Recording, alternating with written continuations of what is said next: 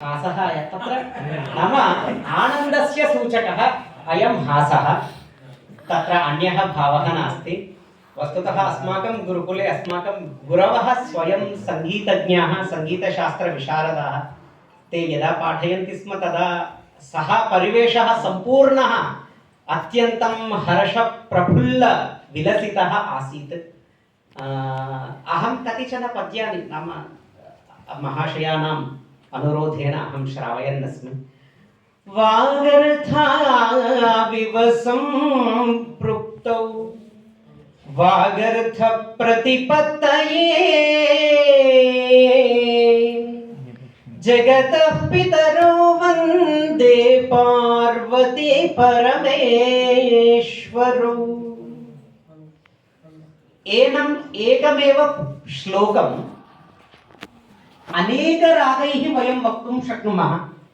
नाम श्लोके यः भावः वर्णितः भवति, श्लोके नाम शृङ्गारः चेत् तस्य स्वरः भिन्नः भवति, हास्यरसः चेत् तस्य स्वरः भिन्नः भवति, वीररसस्य पृथक् नाम नाम रसानुसारं भावानुसारमपि स्वरपरिवर्तनं भवति। सामान्यतया गुरुकुलपद्धत्या मया यदधीतं, मया यत् सम्प्रति पाठ्यते च तत्र कतिचन श्रावयामि।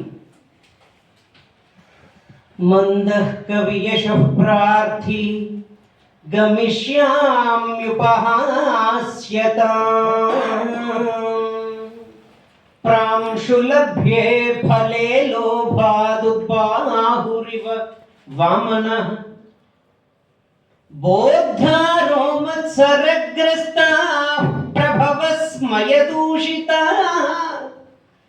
बोद्धारोमत्सरग्रस्ताः प्रभवस्मयदूषिताः अबोधोपहताश्चान्ये जीर्णमङ्गे सुभाषितम्। अत्र भर्तृहरि महाकवेः उद्वेगः वर्तते, शोकः वर्तते तस्य। अतः प्रारम्भे तस्य उद्वेगस्य यः स्वरः भवति उच्चैर्भवति, जीर्णमङ्गे सुभाषितम् इति अन्तं यद्वा किञ्चित् तत्र दैन्यं प्रतिफलति। अतः बोद्धारोमत्सरग्रस्ताः प्रभवस्मयदूषिताः। नाम विदुषः पश्यामश्चेत् तेषां काचित् अन्या प्रवृत्तिः। एवं तत्र राज्ञः पश्यामश्चेत् तेषाम् अन्या प्रकृतिः।